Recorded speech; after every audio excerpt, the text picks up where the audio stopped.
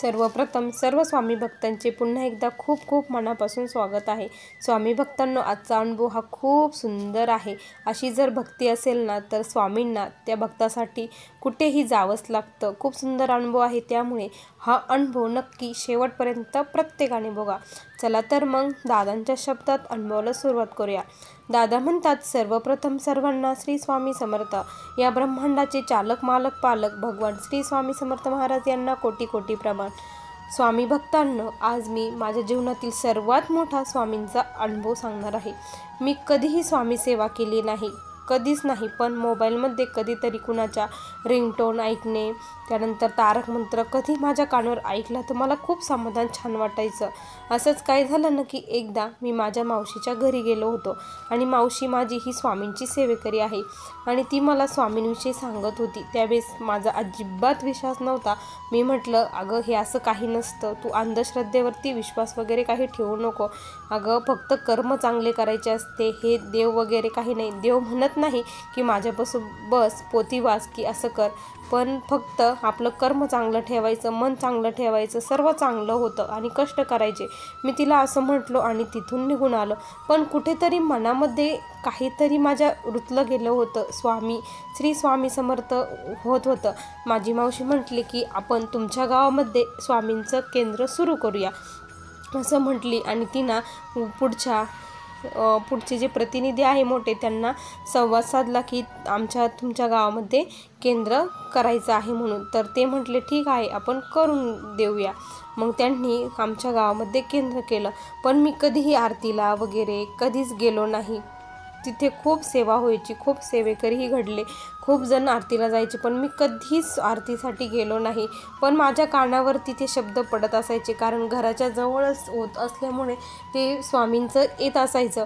पण कुठंतरी मनामध्ये श्रद्धास्थान हे निर्माण झालेलं होतं आणि मग नकळतपणे असं एकदा काय झालं की माझं जे शेत आहे त्या शेतामधलं स्टार्टर हे बंद पडलं, मोटर जळाली असं वाटलं। त्यानंतर मग मोटरवरती वगैरे काढली। मी सहज असं म्हटलं की स्वामी महाराज, तुम्ही जर खरे असताल आणि हे खरंच जर म्हणत असेल ना म्हटलं तर माझी मोटर ही जळलेली नसू द्या, काहीतरी फॉल्ट वगैरे असा निघू द्या असं मी त्यांना म्हटलो। आणि खरंच जिथे मोटर भरतात तिथे गेलो तर ते म्हटले काही नाही, किरकोळ वायर फक्त ही झाली होती, तुमची मोटर व्यवस्थित आहे।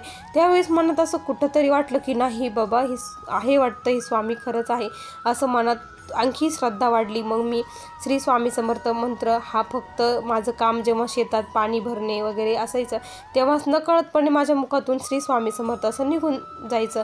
जेव्हा मी कंटाळायचो, असं थकल्यासारखं वाटायचं, तेव्हा पण श्री स्वामी समर्थ मुखातून निघत असायचं। असंच काय झालं ना की एक दिवस खूप मला एक मुलगी आहे आणि मुलगी असल्यामुळे आता दुसरं माझी पत्नी ही प्रेग्नेंट होती। आता प्रेग्नेंट असल्यामुळे चेकअप करायचं होतं। घरच्यांचं सर्वांचं इच्छा होती की तुम्ही चेकअप करूनच ठेवा, कारण मुलगा आम्हाला पाहिजेच आहे असे सर्वजण म्हणत होते।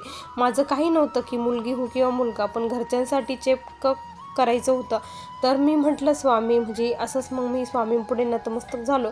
स्वामींना म्हटलं, स्वामी, माझ्याकडून बालहत्येचं पाप तुम्ही काही करून घेऊ नका, मला चेकअप करताना मुलगा द्या। जेव्हा माझं चेकअप झाल्यानंतर ते डॉक्टर जेव्हा सांगतील की यांच्या पोटामध्ये मुलगा आहे, त्यावेळेस मी तुमचं खरं अस्तित्व मानेन आणि तुमच्यावरती खूप श्रद्धा आणि विश्वास ठेवेल म्हणलं, तेव्हापासून मी तुमची सेवा करायला लागेल असं मी स्वामींना म्हटलो। आणि खरंच चेकअप केलं तर त्यांनी मुलगा सांगितला। त्या दिवसापासून खऱ्या अर्थाने मी स्वामींशी खूप जोडलं गेलो आणि स्वामींची सेवा करू लागलो। आता मी आरतीला जात होतो, स्वामींची पूर्ण निस्सीम भक्तिभावाने सेवा करू लागलं होतं। आम्ही मठामध्ये दरवारी जी आरती असते ती वेळेस आमच्या आरतीचा नंबर होता।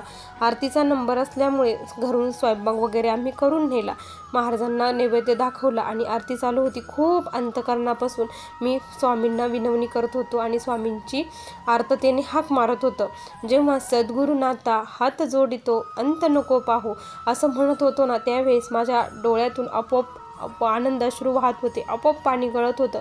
मलाही कळत नव्हतं की काय होत आहे, खूप भरून येत होतं। स्वामींची आरती चालू होती आणि एकदम अंतःकरण असं भरून आलं होतं।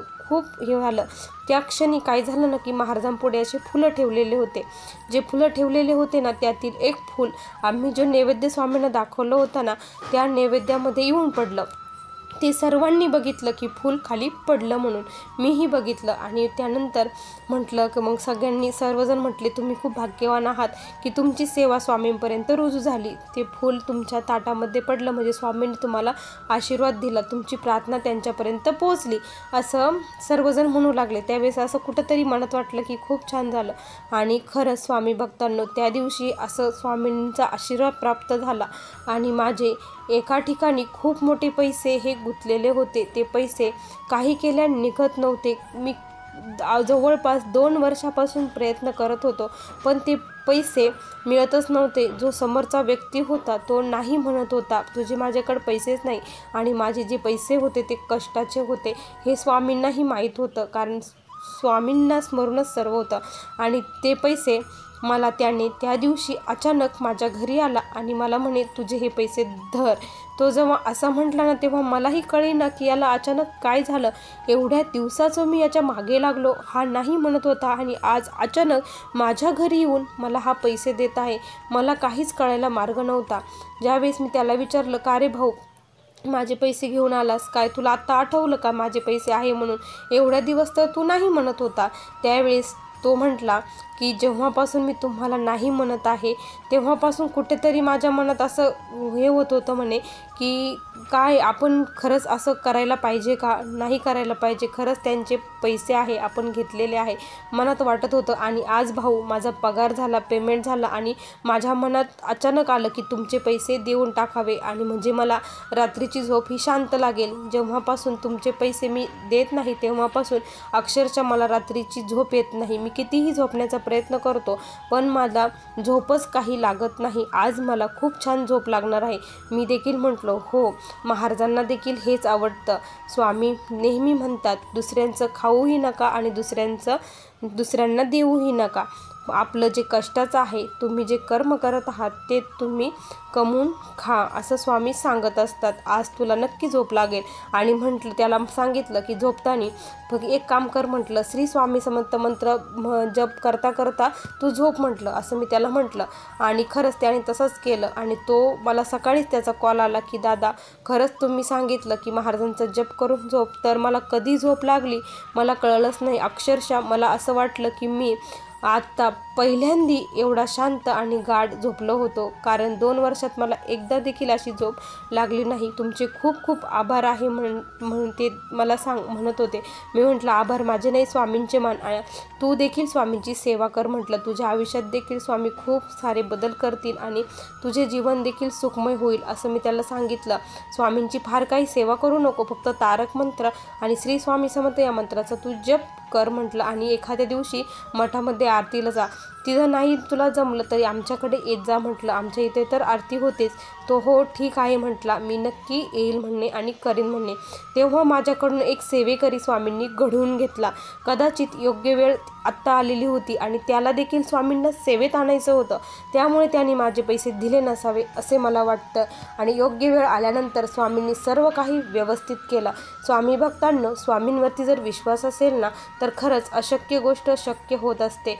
असे माझ्या जीवनामध्ये स्वामी आल्यापासून असंख्य छोटे मोठे खूप सारे अनुभव आहे स्वामींचे, पण जे मेन होता तो अनुभव मी तुम्हाला आता सांगितला आहे. असा माझा हा छोटासा अनुभव होता. श्री स्वामी समर्थ. बघा स्वामी भक्तांनो, किती सुंदर असा अनुभव या दादांचा होता. तुम्हाला हा अनुभव कसा वाटला नक्की कमेंटमध्ये कळवा. पुन्हा भेटूया अशा सुंदर अनुभवासोबत. तोपर्यंत सर्वांना श्री स्वामी समर्थ. जय जय स्वामी समर्थ. श्री गुरुदेव दत्त.